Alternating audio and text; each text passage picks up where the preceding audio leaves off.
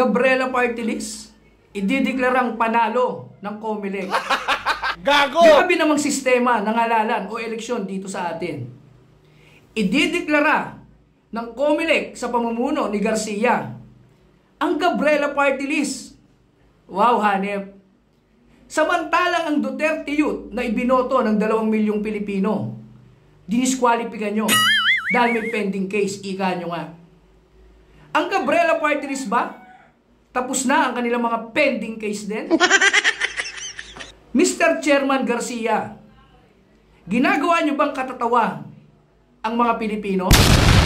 Ginagawaan ba talaga natin na tanga at mangmang ang mga Pilipino? Ang tanong, paano nanalo ang ayaw ng mga Pilipino?